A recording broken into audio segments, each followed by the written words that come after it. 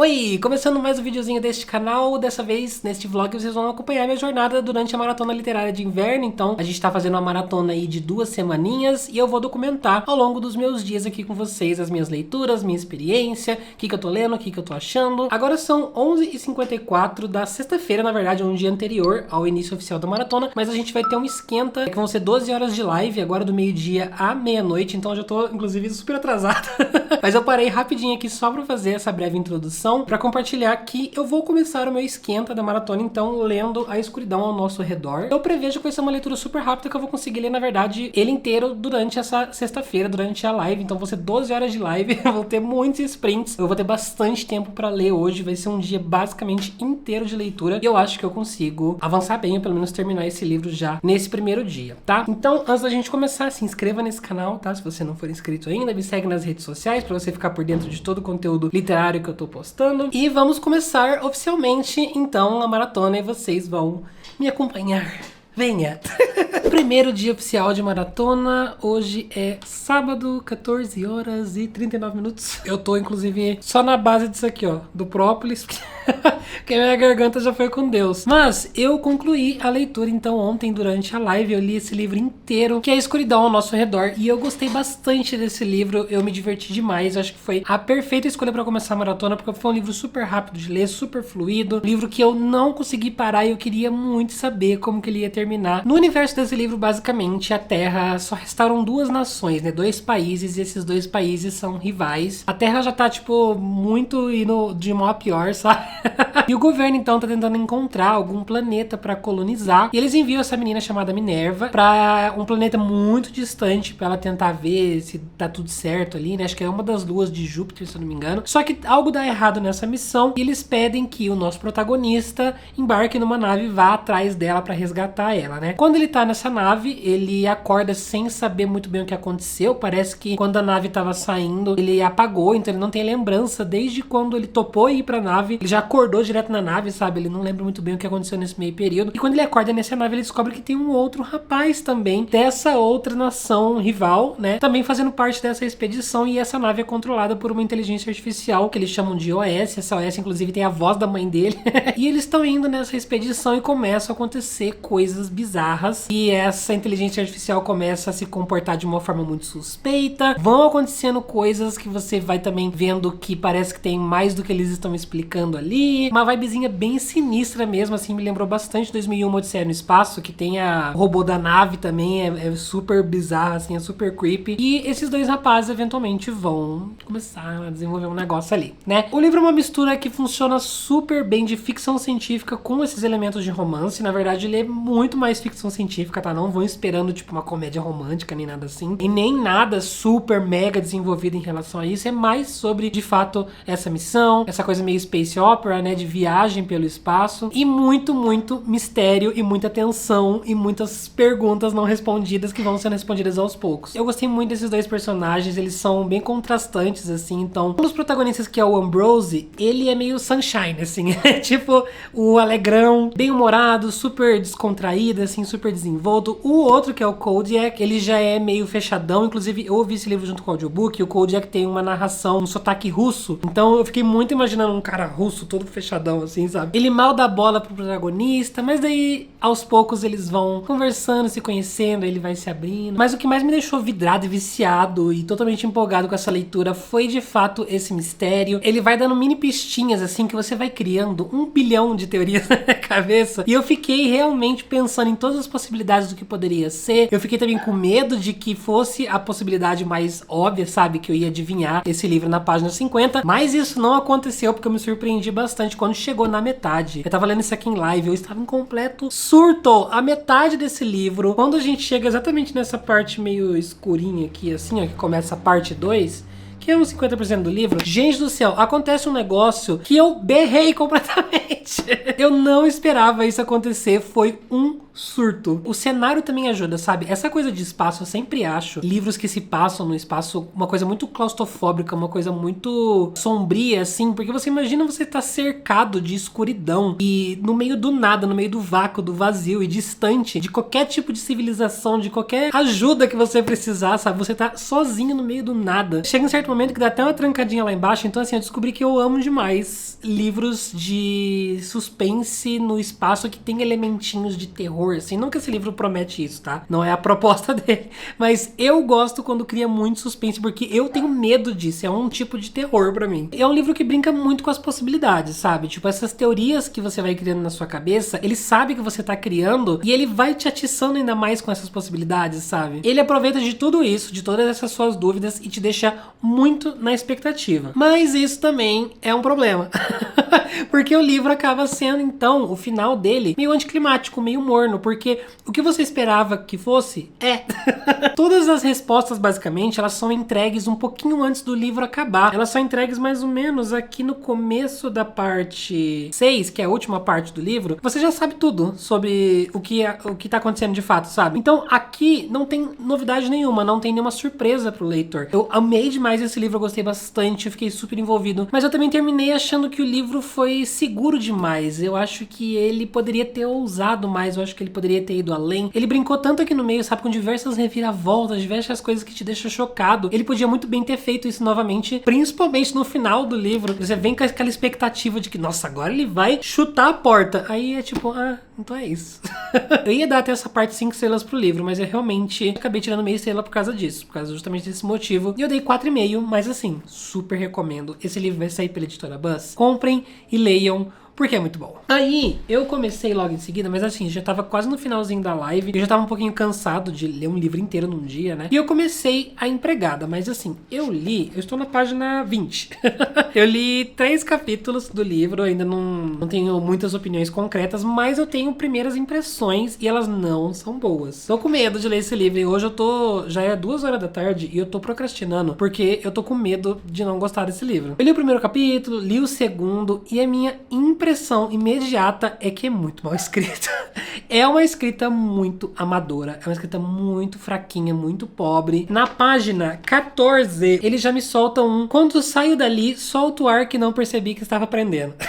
Então assim, quando você vê isso do começo do livro, não é uma boa premonição. Eu tô achando muito bobinho a forma como ela conta a história, tipo, não tá real. Tipo, pessoas na vida real não falam dessa forma. Tá tudo muito truncado, assim. Mas eu tô com expectativa porque todo mundo fala bem desse livro. Todo mundo... Tipo, o livro começa assim, ó. A primeira frase dele é o seguinte: se eu sair desta casa, será algemada. Você fica tipo... Aí ela fala: devia ter fugido quando tive chance, mas perdi a oportunidade. Agora que os policiais estão dentro da casa e descobriram que há lá em cima, não dá mais pra voltar atrás. Isso já te prende, sabe? Mas aí... Enfim, vamos ver o que acontece. Eu vou tentar ler bastante desse livro hoje. Também é um livro, esse aqui não chega nem a 300 páginas. Se eu terminar isso aqui hoje, pra mim seria muito interessante. Domingueira, terminei mais um livro ontem.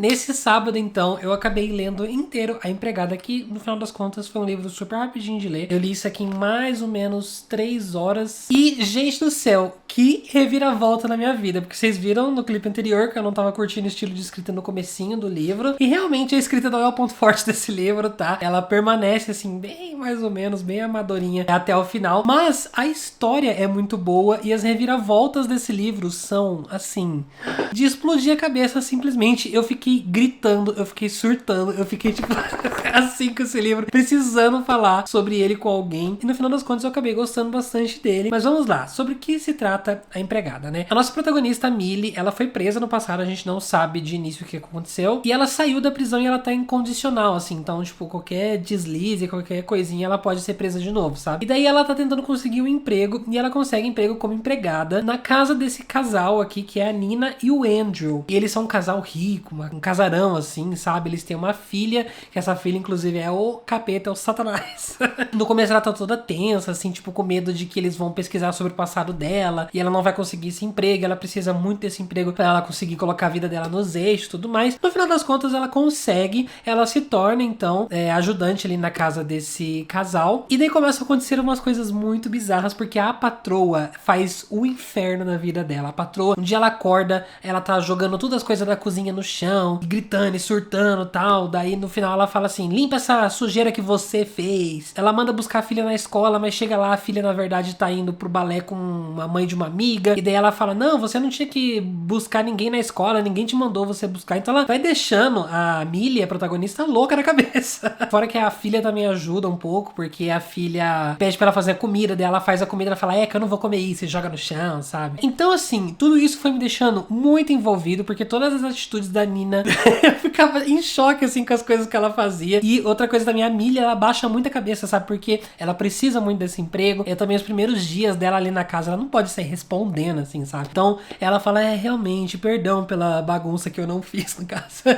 Eu vou limpar. Dá uma angústia, assim, de você ver ela sendo maltratada, sabe? E também você não entendendo por que ela tá passando por tudo isso, por que essa mulher, essa patroa dela tá louca. E toma até um tomzinho, assim, de sinistro, sabe? Porque algumas coisas não tem muita explicação. Aí tem um jardineiro, por exemplo, que ele fica avisando ela, sabe? Cuidado com esse povo aí, se eu fosse você, eu ia embora, perigo, não entra nessa casa. Aí tudo isso eu fiquei, tipo, muito tenso. Mas também tem uma pequena crítica que esse jardineiro é muitas coisas nesse livro são clichês e estereótipos, tá? Então, principalmente ele é o famoso jardineiro que não fala inglês.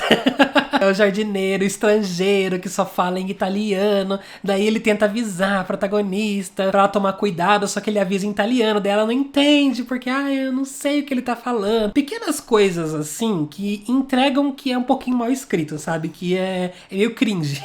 Mas, no geral, o mistério da história é muito interessante e é realmente muito bom. O que acontece? Porque esse é um dos livros com uma das maiores reviravoltas da minha vida. Eu me senti da mesma forma como eu senti lendo Garota Exemplar lá em 2013, 2014, sabe? Porque eu tinha escrito um textão desse tamanho com um monte de crítica. Eu ia detonar esse livro aqui no vídeo, eu ia dar uma estrela, eu ia falar um monte de coisa que eu não gostei, mas daí aconteceu uma grande reviravolta na metade desse livro, lá por 60%, na verdade, quando começa a parte 2, que muda o rumo da história completamente, vira essa história 360 graus. Tudo que eu tava meio assim, que eu tava, mas por que isso tá acontecendo? Nada disso faz sentido. Os personagens estão muito estranhos, tipo, alguma coisa não tá batendo, sabe? Aí quando explica, tudo bate.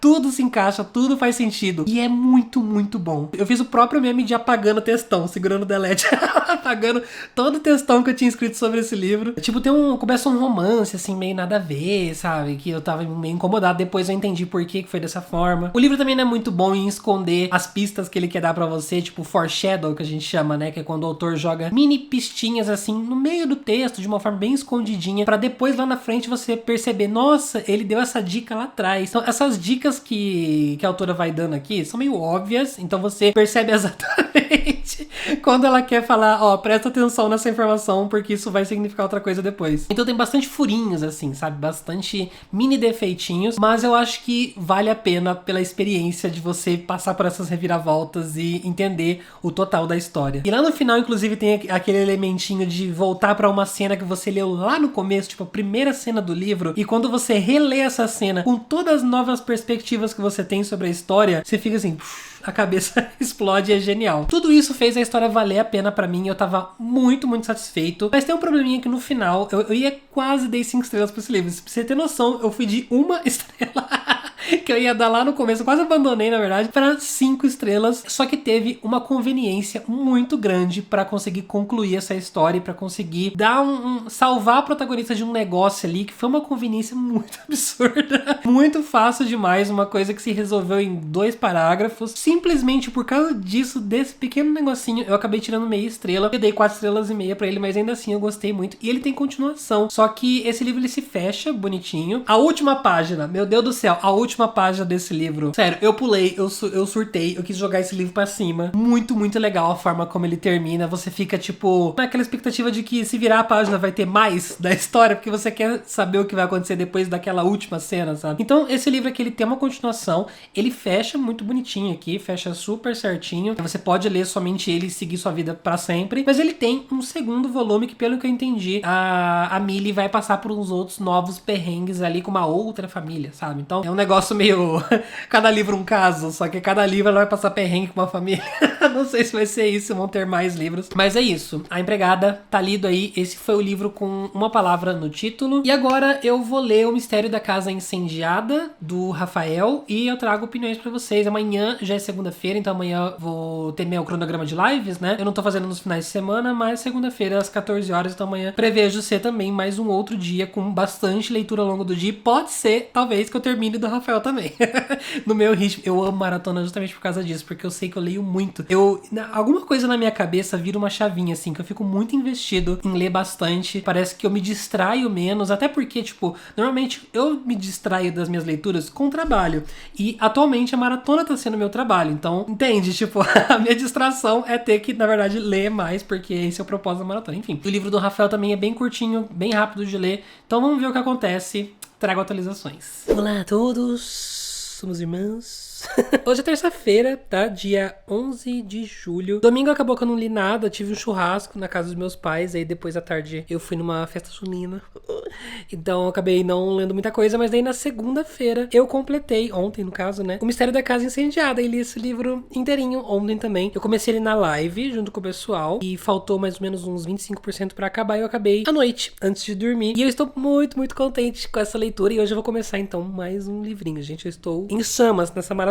Já consigo até prever a chata fiscal de leitura reclamando no Twitter, consigo até ver as manchetes. Bom, o Mistério da Casa Incendiária, então, um novo livro aí do Rafa. Ele vai falar sobre um rapaz chamado Gael, e o Gael, ele é um youtuber onde ele visita lugares mal assombrados, né? Ele tem esse canal há muito tempo, já foi um canal muito bombado, ele tem até patrocinador, e ele faz esse canal junto com uma amiga dele chamada Sabrina, que é tipo a sócia dele ali, né? Nesse canal chamado Assom Brasil.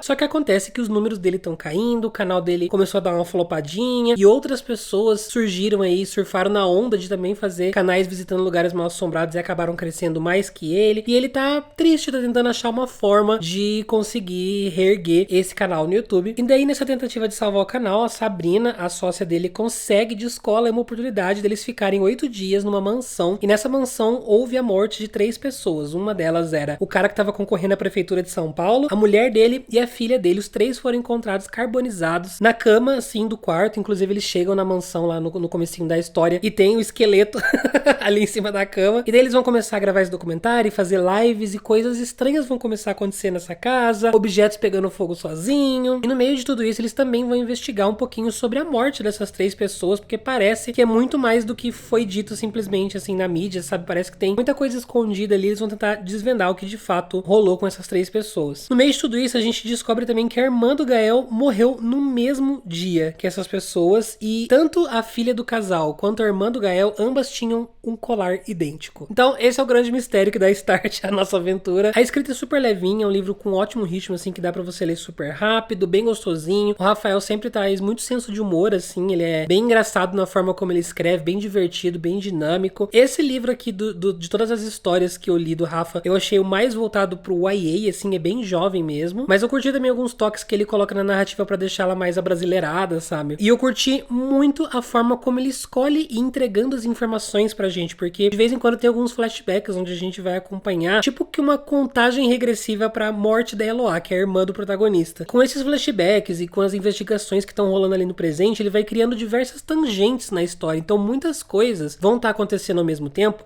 mas todas essas coisas estão interligadas. Eu fiquei muito curioso pra tentar desvendar e entender o que estava acontecendo ali. E em cima disso tudo tem, obviamente, coisas sobrenaturais e místicas acontecendo, o que eu acho que foi um toque muito gostosinho pra história também. As minhas partes favoritas, na verdade, foram as partes do passado. A gente entende que o Gael, ele é filho de pastor, então tem toda essa questão religiosa, sabe? E a verdade por trás de tudo no final, que envolve algumas coisas da irmã dele com questões religiosas, é muito interessante. Esse é um livro que tem alguns elementos, sim, de terrorzinho, assim. Eu achei, na verdade, ele uma Invocação do Mal versão light. A versão diet de Invocação do Mal. Deu aquele leve cagacinho. Eu tava lendo isso aqui em live e eu tava super concentrado na leitura e eu tava com lo-fi, assim, ouvindo a musiquinha pra ler. E daí o Thiago abriu a porta do escritório. A minha porta, ela faz muito barulho quando abre. Eu dava cada pulo toda vez que ele entrava no quarto. Porque eu tava muito assim na leitura, sabe? Tipo, principalmente em algumas cenas muito tensas que eu via qualquer barulho, eu pulava na cadeira. Eu não esperava esse livro chegar em certo momento e começar a abordar assuntos de tipo possessão, cena de exorcismo, assim, sabe? E eu gostei bastante dessas cenas. E uma coisa que é muito característica do autor é sempre colocar uma grande reviravolta no final, onde tudo aquilo que você conheceu cai por terra e a história dá uma guinada, assim, vira de ponta cabeça. E aqui acontece também. E eu fiquei na dúvida sobre o que achar disso. Essa é a minha questão com esse livro. Tipo, eu amei tudo, mas o final, eu ainda estou indecisa, eu não sei o que pensar sobre esse final. Eu também tô meio assim, tentando ver se eu entendi direito o que aconteceu. É um livro que assim que eu acabei, me deu vontade de reler, justamente pra voltar nesses momentos em que acontecem algumas coisas, agora que eu sei as respostas de tudo, e tentar ver se o Rafa deixou alguma coisa ali pra trás que dava algum tipo de dica, sabe? Porque na minha cabeça ainda ficaram alguns buraquinhos que eu quero resposta, mas provavelmente tem essas respostas e eu que não me atentei. Mas no geral, foi uma leitura muito divertida. Eu me entretive demais, foi super gostosinha de fazer. Eu confesso que por causa do final eu realmente acabei tirando uma estrelinha aí, mas no geral eu dei 4 estrelas e eu super recomendo. Hoje eu não sei o que começar a ler. Gostaram? Mas eu estou desejando ler o livro novo do Brandon Sanderson, Yumi and the Nightmare Painter. Não sei se eu vou de fato pegar esse. Eu sou um leitor assim que eu vou muito no humor que eu tô no dia, no momento.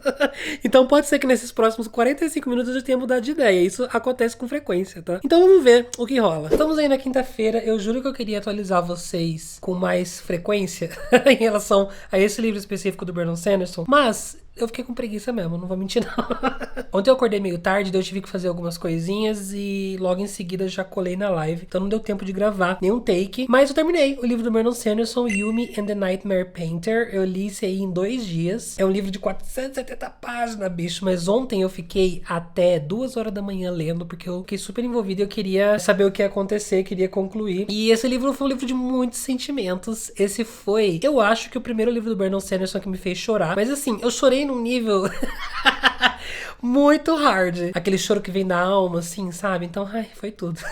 Agora eu também fico pensando como que eu vou explicar esse livro pra vocês, porque é muito difícil de tentar falar sobre o que ele é, mas vamos lá. Aqui a gente vai acompanhar 2 personagens, a Yumi e o Painter, né? De pintor mesmo, porque ele é esse pintor de pesadelos que a gente tem no título do livro. Começando pelo Painter, ele mora numa cidade onde é perpetuamente escuro, assim, tipo noite. Só que não é de noite mesmo, é porque a cidade e o universo dele ali é envolto por um tipo de sombra, por um tipo de fumaça, assim, um negócio que eles chamam de shroud. E pra conseguir iluminar a cidade deles, as casas, as ruas, tal, até as estradas de uma cidade pra outra, eles usam essas luzes especiais aí, que são azul e rosa. Inclusive todo o livro, a identidade visual dele, assim, é todo baseado no azul e no rosa. E ele é um pintor de pesadelos. O que isso significa? Dessa escuridão saem pesadelos, que são tipo seres, assim, de fumaça, que vêm e afetam as pessoas e conseguem, dependendo do nível que eles estiverem, conseguem até matar as pessoas. E eles são combatidos através de pinturas. Então ele pega uma tela ali, ele fica de frente pro bichão e ele pinta esse bichão como sendo um outro objeto e o bichão se transforma nesse objeto. Então na primeira cena que a gente vê isso acontecer, ele tá de frente pra um pesadelo assim, e esse pesadelo é meio compridinho e ele fala, parece um bambu. Aí ele desenha um bambu num vaso cheio de folhinhas assim, e o pesadelo vai aos poucos se transformando nesse bambu. É tipo o bicho papão do Harry Potter. No outro ponto de vista que a gente tem a Yumi. A Yumi já mora em um outro lugar que a gente só vai descobrir onde cada um tá, se é em outro planeta, se é em outra linha do tempo, se é no mesmo planeta. Tudo isso a gente só vai descobrir lá no final. Então, a Yumi, ela já tá em um outro lugar, onde ali tem um sol muito forte, tão forte que as ruas são muito quentes, as casas, as plantações, tudo tem que ficar acima do nível do chão, meio que flutuando, assim, pra não afetar, pra eles terem até um pouquinho de ventilação nas residências, né? E a Yumi, ela é muito importante porque ela foi escolhida pra ser tipo essa sacerdotisa, assim, que ela faz um ritual onde ela empilha pedras, e isso é visto como uma arte, e a arte atrai os espíritos. Então, enquanto ela tá empilhando essas pedras, fazendo esse ritual dela, começa a aparecer vários espíritozinhos assim, e ela redireciona esses espíritos pra alguma coisa útil. Então, se alguém tá precisando de um carrinho pra carregar os vegetais, ela pega esses espíritos e faz com que eles consigam levantar o carrinho e fazer ele andar, tal. Então, através do ritual que ela faz, ela ajuda a população canalizando esses espíritos pra funções específicas. Só que daí, no começo da história, ela ouve um espírito falar lá pra ajudar eles e pra salvar eles, porque eles estão aprisionados. E daí ela tenta entender o que os espíritos querem dizer com isso. Aí do nada ela apaga, o Painter também apaga e eles basicamente trocam de realidade. Ele acorda no corpo dela e ela acorda no lugar dele. É uma coisa meio Sexta-feira Muito Louca, Se Eu Fosse Você, daqueles filmes antigos assim, sabe? E eles vão tentando então, um na realidade do outro, tentar levar, né, a vida ali e também entender qual é o propósito deles terem sido trocados, assim, se existe alguma força maior, algum plano maior que fez eles trocarem justamente por alguma coisa que eles vão tentar descobrir o que é. Então é basicamente isso. É longa essa sinopse, é longa, é difícil de explicar, mas eu acho que eu expliquei bem, acho que eu consegui passar mais ou menos a essência do que o livro é. A gente já tem um banho de criação de mundo no primeiro capítulo. Esse é um dos livros mais pesados de criação de mundo no comecinho, assim, sabe? Do Brandon Sanderson. É bem infodump, então eu levei um tempinho pra me acostumar com o livro, pra conseguir entrar nele de fato. Eu tive dificuldade no começo e ao mesmo tempo já começou repleto de referências da Cosmere. Isso tem muito. Tanto que eu já vou dizer logo de cara, porque eu sei que vocês têm muito interesse nisso. Posso ler esse livro avulso, sem ter lido nenhum outro livro do Brandon Sanderson? Eu não recomendo nem um pouco. Esse aqui é o único dele que eu recomendo você ter lido muita coisa do Brandon Sanderson, ou pelo menos ter lido Stormlight, tipo Caminho dos Reis. Acho que até Caminho dos Reis não seja suficiente, assim, porque ele tem muito easter egg e tem muita referência. Ele fala sobre Elantris, ele fala sobre Warbreaker, ele dá dicas sobre Roshar, cita elementos de Roshar, que é de Caminho dos Reis, né? Então, assim, ele é muito o fanservice do Brandon Sanderson pros fãs da Cosmere. Então, não recomendo ler ele sem ter nenhum conhecimento sobre o autor e sobre o universo dele. Até porque o sistema de magia desse universo tem tudo a ver com as shards, com investidura. A investidura que fica em português, não sei. Os Spren, os espíritos, tudo isso são elementos da Cosmere que a gente vai aprender mais na série do Stormlight mesmo. Mas enfim, o que eu fico chocado assim do Brandon é como ele consegue criar sistemas de magia tão diferentes. Aqui mais uma vez ele criou um outro sistema muito criativo, muito divertido, muito diferentão. E também já de cara ele começa a construir de uma forma muito legal cultura, religião, algo que o Brandon Sanderson, por ser, acho que ele é mormon, né? Ele aborda isso em quase todos os livros, ele sempre cria um sistema religioso para os livros. Fora que esse livro eu nem mencionei, né? Mas ele é todo baseado em aspectos orientais. As realidades dos dois são muito distintas, então você imagina uma pessoa mais rudimentar indo para um universo totalmente futurista e ele parecendo que basicamente voltou no passado, sabe? Então, um adaptando a realidade do outro. Ao mesmo tempo, mini briguinhas entre eles, sabe? Um negócio meio cibicano, assim. Eventualmente eles vão começar a gostar mais um do outro. E, inclusive, esse livro tem romance. Não sei se não chega a ser inédito, mas a gente tá vendo aí, pela primeira vez, sim, o Brandon Sanderson focando bastante nisso. Então ele é um livro que vai ter enemies to lovers, né? Eles se odeiam ali no começo, mas depois eles vão passar a gostar um do outro, toda essa formulinha que a gente já conhece. E também é o slow burn, ó, pra quem gosta, vai muito lentamente. Isso aconteceu ao longo do livro. Não esperava por esse elemento e foi muito bem feito. E foi a relação dos dois, a conexão entre eles e o quanto eles crescem ao longo da história e como termina tudo pros dois é o que me fez chorar nesse livro, é o que me acabou. Eu achei que eu não tava tão investido assim no relacionamento deles e na conexão deles, mas no final das contas eu tava assim, quase morrendo de chorar por causa deles. Os personagens, eles são muito diferentes do que a gente tá acostumado a ver do autor e foi muito interessante ver o alcance que o Brandon Sanderson tem e não parecer que ele é um autor que tem uma fórmula, sabe? Minha maior crítica pra esse livro é que ele é arrastado. É um livro lento, é um livro devagar, é um livro que não acontece muita coisa, é um livro não focado em eventos, em acontecimentos, mas num desenvolvimento de personagem muito devagarzinho, bem aos poucos. Pode ser que seja cansativo em alguns momentos para algumas pessoas, para mim foi um pouquinho cansativo, mas valeu muito a pena. Pela conclusão, pela últimos 25% do livro, valeu todo o esforço. É um livro que vai falar muito sobre arte, sobre o que é arte de verdade, se a gente faz arte pra gente, se a gente faz arte pelos outros, percepção sobre arte, né? Sobre a arte não depende dela simplesmente existir, mas outras pessoas considerarem aquilo arte, que os nossos valores muitas vezes estão atrelados ao que a gente tem a oferecer para as outras pessoas e a partir do momento em que a gente não oferece muito, a gente se torna nada para elas de fato, elas param de amar a gente. Então é muito verdade isso, sabe? Ele chega até a abordar em certo momento, em algum aspecto ali no livro, a capacidade de máquinas criarem arte. O que eu achei muito, assim, atual, né? Essa discussão sobre inteligência artificial e tudo mais. Vai discutir muito sobre o progresso da sociedade. Será que as nossas atitudes podem muito bem no futuro nos aprisionar e nos destruir também. Tipo, será que progresso ao mesmo tempo significa destruição da sociedade, da humanidade? É uma discussão muito louca que ele faz, assim, muito legal. Sério, cara, que sensacional. E eu tô agora, assim, sem chão com essa leitura, sem chão mesmo. Eu dei 5 estrelas favoritado, maravilhoso. Yumi and the Nightmare Painter, não é à toa que o Brandon fala aqui dos projetos secretos. Esse é o favorito dele. Ele já falou uma vez assim, se você tiver que escolher um projeto secreto pra ler, é esse que eu recomendo. Então eu entendo o que ele quis dizer com isso, porque realmente quando você termina, você vê o trabalho que teve nessa obra como um todo, assim, e a construção de tudo se encaixa, tudo é muito bem feito, as mensagens são sensacionais. Esse livro é perfeito. 5 estrelas favoritadas. Finalizando então a primeira semana da maratona, já perdi as contas de quantos livros foram 4 ou 5 livros aí. E eu li então, como último livrinho dessa primeira semana, Os 5 Sobreviventes, da Holly Jackson, que eu estava super empolgado por essa leitura, porque eu amo demais a autora, por causa de Manual de Assassinato para Boas Garotas. Eu não só amei a trilogia, mas também o novo lançamento dela que teve agora recentemente, que é o Jogo Fatal. Eu gostei demais. Os 5 Sobreviventes, ele vai falar sobre um grupo de amigos, de 6 amigos, que eles estão indo para um acampamento. Eles poderiam muito bem ir para esse acampamento de avião, mas uma dessas pessoas ali do grupo, ela não tem muito dinheiro por algo que aconteceu no passado ali, então a família dela tá passando um pouquinho de dificuldade, então eles decidem todos eles irem juntos num trailer. Eles pegam esse trailer e eles vão pegar a estrada pra chegar nesse acampamento. Só que começa a acontecer um monte de problema ali, eles acabam perdendo a entrada, indo pro caminho errado, e eles acabam num lugar no meio do nada, assim, e o pneu fura.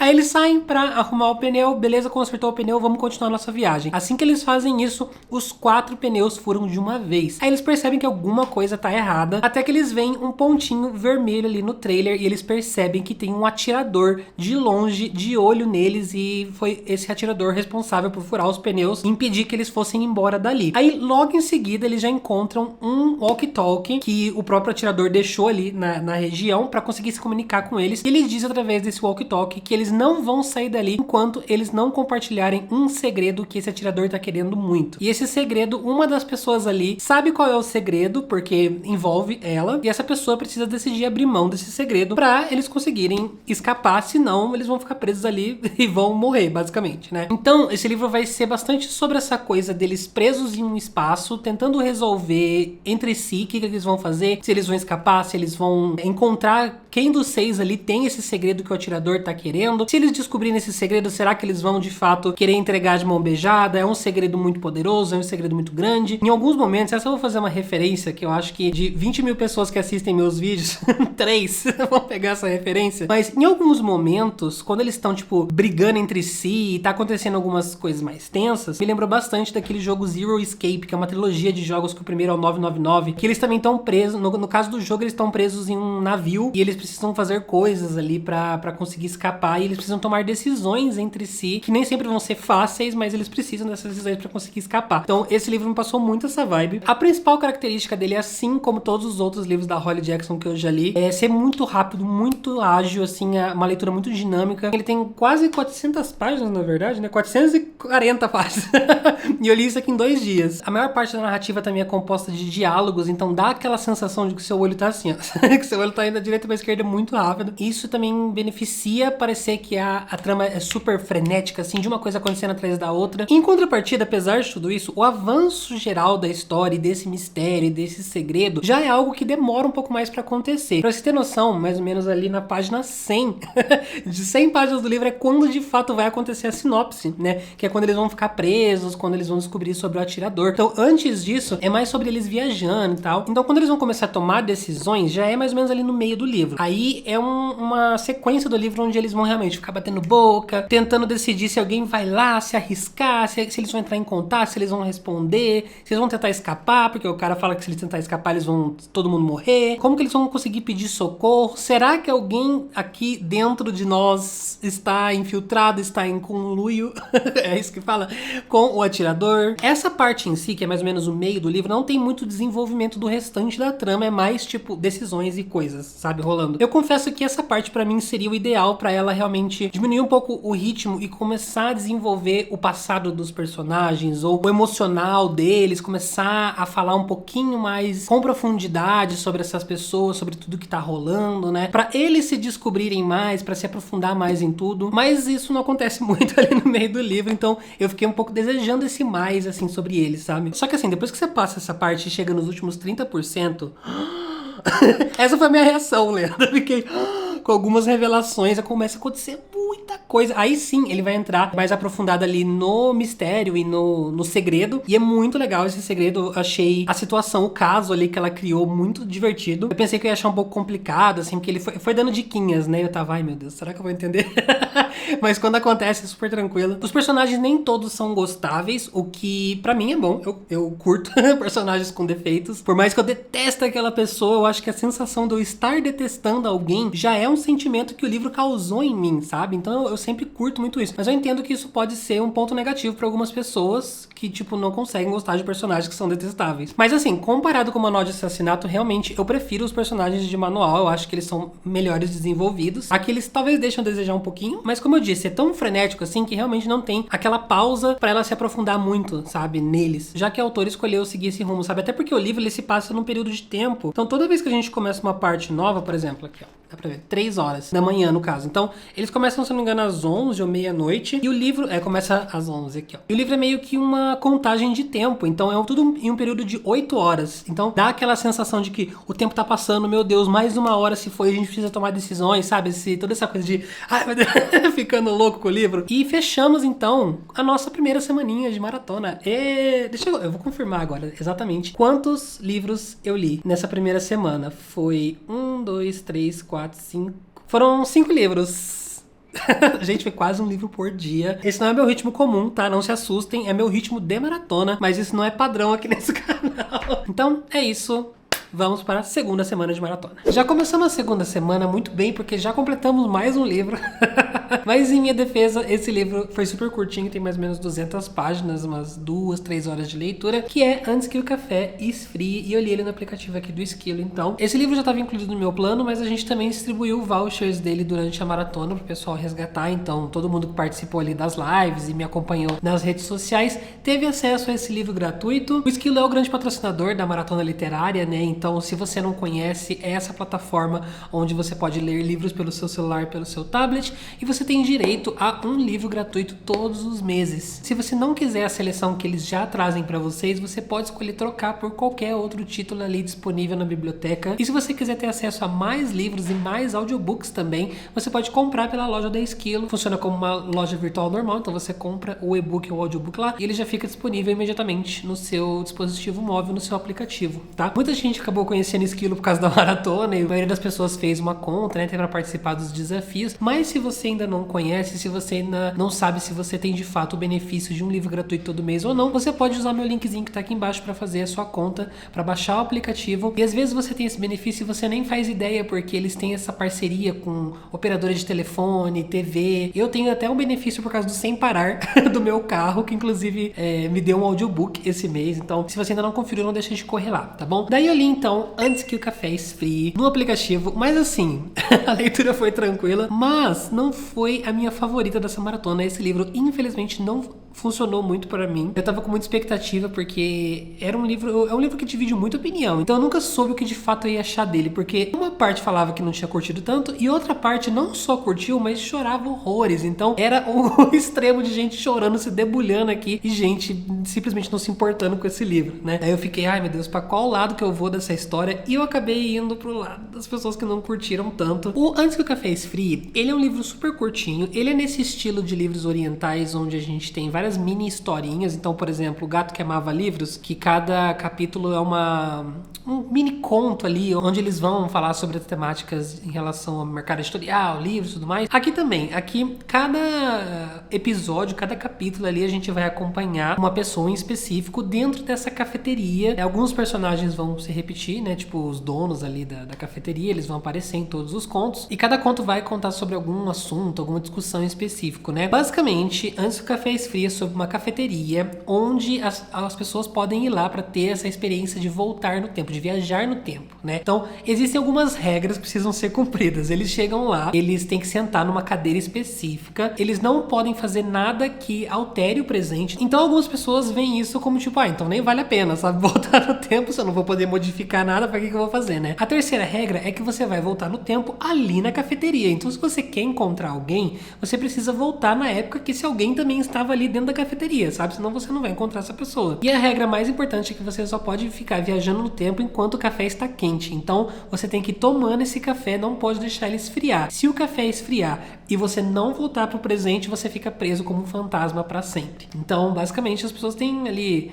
minutos para conseguir falar o que elas querem falar para pessoas específicas, ou fazer alguma coisa em específico, ou descobrir alguma informação. O conceito desse livro é muito interessante. As histórias até que são fofinhas, assim, sabe? Ele fala sobre bastante assuntos de questões familiares, de mãe e filha, de uma esposa que o marido tá com Alzheimer, então no presente ele se esqueceu dela quer voltar no passado, e tem uma carta muito importante que ele quer entregar pra ela. Então, coisas assim meio drama, sabe? O livro também é muito mais nesse tom de realismo mágico do que qualquer outra coisa, sabe? Não vai ser um sci-fi explicando os motivos da viagem no tempo, nada disso. É um realismo mágico com histórias sobre arrependimentos, sobre coisas não ditas, né? Já que até de fato você não pode mudar o presente, né? Então, é mais pelo encerramento para algumas pessoas, sabe? Aquela conclusão de alguma coisa que estava muito na cabeça delas, que estava fazendo elas sofrerem, e elas precisam voltar nesse passado para entrar em contato com essas pessoas, para ter às vezes um ponto final, ou para finalmente saber de alguma informação que vai trazer paz para elas, sabe? Só que assim, depois da primeira história,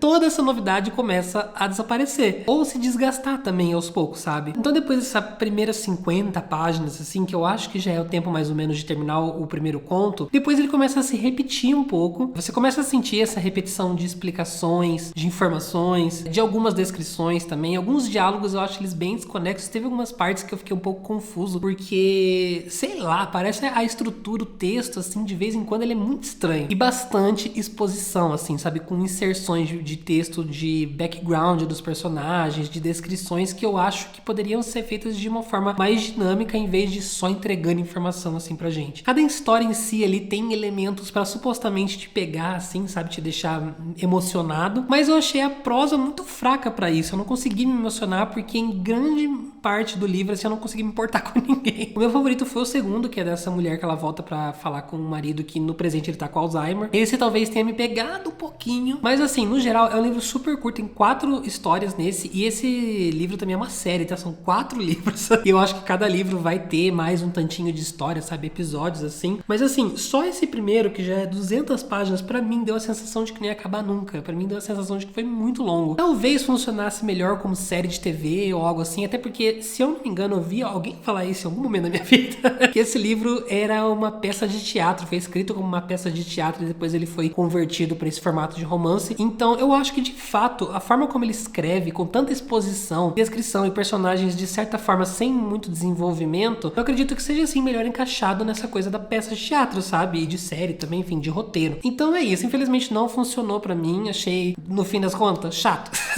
Vamos resumir tudo aqui numa palavra mesmo, achei chatão. Chatão. Dei 2 estrelas, tá bom? Infelizmente não funcionou. Mas aí, agora eu estou no momento, hoje é que dia? Terça-feira. Olha como eu sou atrasado, né, em atualizar vocês. Mas hoje é terça-feira e eu estou mais ou menos em 35%, chegando nos 40%, de Um Conto para Ser Tempo, da Ruth Ozek. E assim, ele foi finalista do Booker Prize. E ele tem muito cara de Booker Prize mesmo, que é essa coisa meio drama de vida e a vida dos personagens, né? Um Conto para Ser Tempo é dividido em 2 pontos de vista. O primeiro é a Nal e o segundo é a Ruth. A Nal, ela... a Nal... Não vou conseguir levar essa série. Ela é uma garota que ela tá no colegial. Eu não sei exatamente a idade dela, não lembro se fala em algum momento. Mas ela tem pais japoneses. Só que quando ela era muito criança, quando ela nasceu, assim, eles foram para os Estados Unidos. Eles ficaram algum tempo ali, depois eles voltaram pro Japão. Só que nesse meio tempo, ela já tinha aprendido inglês. Ela não sabia muito bem do japonês, então ela teve que se adaptar tudo de novo quando eles voltaram. Ela até entrou numa escola específica para pessoas que ficam muito tempo fora e depois elas elas precisam se adaptar à realidade escolar japonesa, que é muito diferente, muito mais exigente, né, tudo mais. Só que quando ela volta, ela passa a sofrer muito bullying justamente por ela ser essa pessoa estrangeira, eles chamam ela de estrangeira ali, e ela sofre muito bullying. O pai dela também tem problemas com pensamentos suicidas e já houve uma tentativa ali, então toda essa questão deles terem que ir e voltar, problemas com o trabalho, deixou o pai muito mal. E ao mesmo tempo, a Nao, ela vai falar bastante sobre a avó dela, que é uma monja budista. A avó dela é maravilhosa, porque tem alguns momentos aqui no começo do livro onde fala bastante sobre ela. Agora que ela tá indo mais conhecer a avó e vai aprofundar mais nisso, mas no começo do livro a gente já tem alguns vislumbres de como ela é muito legal. E ela vai escrever basicamente essa história, esse diário dela pra contar sobre a avó budista. E é basicamente isso do ponto de vista dela. No outro ponto de vista da Ruth, já são muitos anos depois, e ela tá ali, ela mora no Canadá, se eu não me engano, e ela encontra uma lancheira da Hello Kitty na praia, assim, meio a outros destroços que apareceram ali na praia. E ela encontra essa lancheira da Hello Kitty com o diário da Nao dentro. Então ela tá lendo tudo que a Nao escreveu, no que a gente tá acompanhando do ponto de vista dela, ela tá escrevendo, então é como se ela estivesse falando na carta ali. E a Ruth tá lendo, ao mesmo tempo ela tá falando sobre a vida dela, ela é uma escritora, e o marido dela é muito sem graça, assim. A vida dela, na verdade, não tem muita graça. A vida dela é muito basicona, assim. O que mais me interessa nesse livro realmente é a personagem Nao. Não falar a Nao de novo. Eu abri esse livro, no primeiro capítulo, eu já tive a impressão de que eu ia gostar desse livro. Assim, eu li o primeiro capítulo e falei, meu Deus, é isso, encontrei.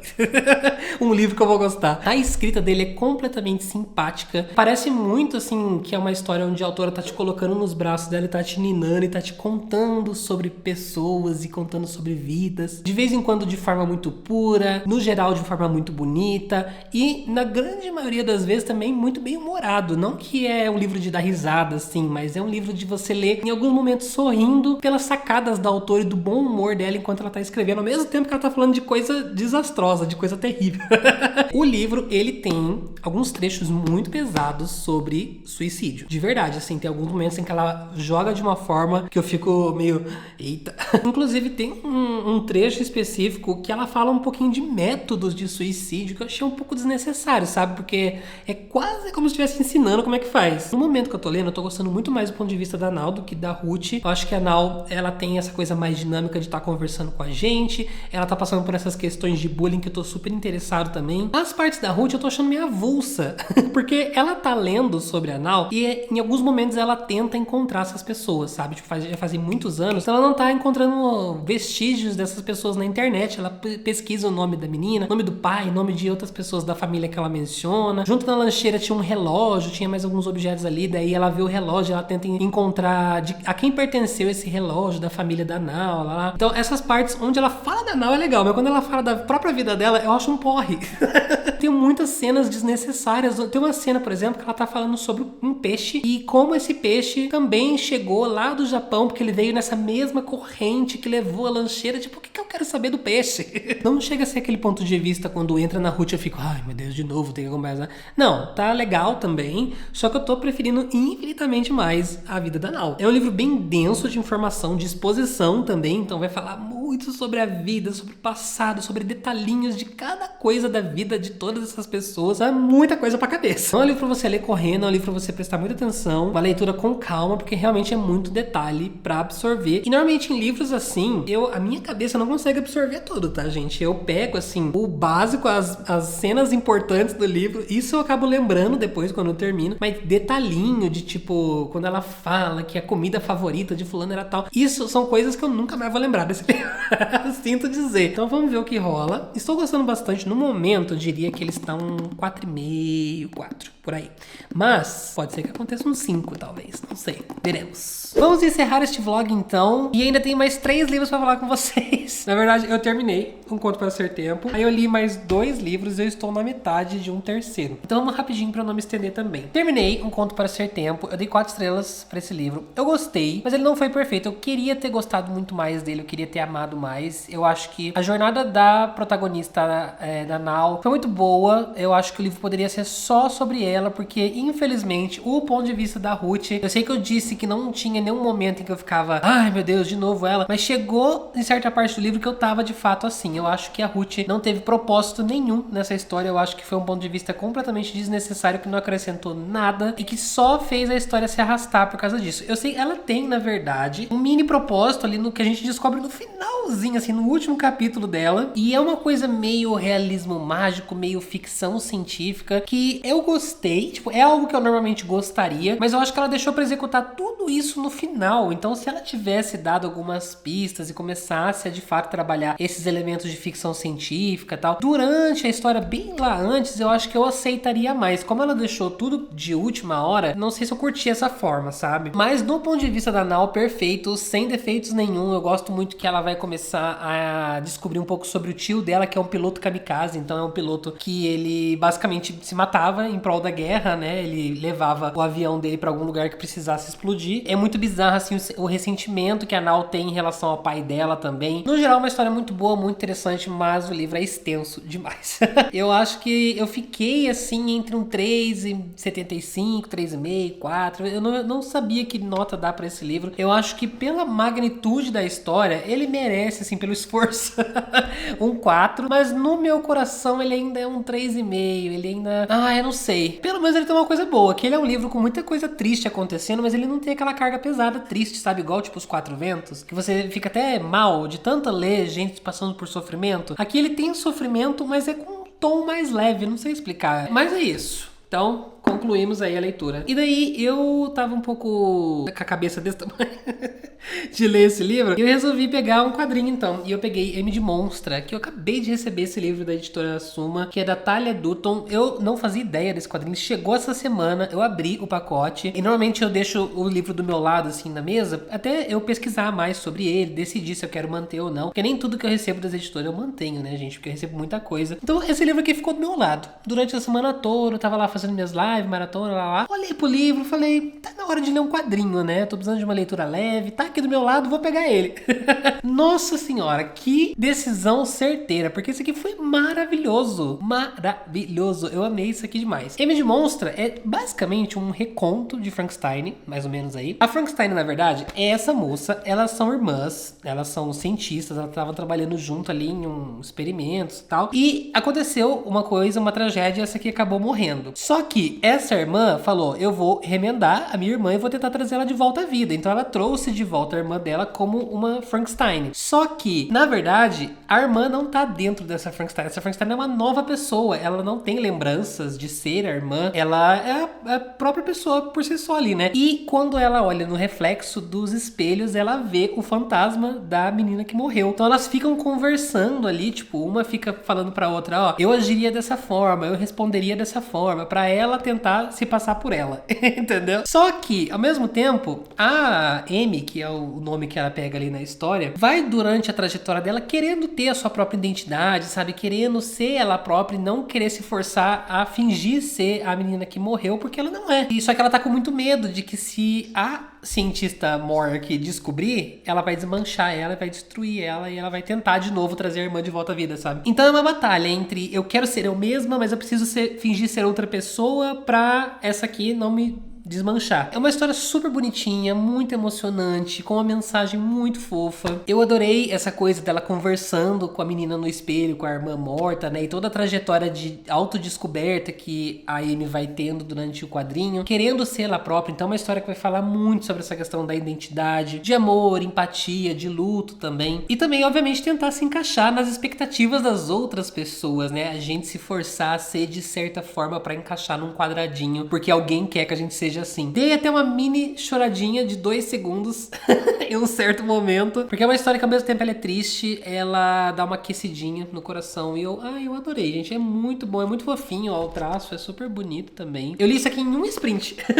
Eu li em 40, 50 minutos, muito rápido de ler. Eu amei, estou apaixonado por esse quadrinho, 5 estrelas, maravilhoso. Aí, Próximo, eu li também o quarto livro do Clube do Livro dos Homens, que é o Absolutamente Romântico. É o quarto livro dessa série, né, que é basicamente cada livro vai contar a história de um dos rapazes ali do Clube do Livro dos Homens. Então a gente conhece todo mundo lá no primeiro livro e depois cada um vai encontrando a sua outra metade ao longo da série. E esse aqui em específico vai girar ao redor do Vlad, que é o russo, né? Ele é um jogador de hockey? Não lembro do que ele é jogador. Não, eu não sou de esportes, galera. Eu só ligo uma parte do romance mesmo. Durante toda a série do Clube do Livro dos Homens, ele menciona uma esposa. Só que a gente nunca vê essa esposa.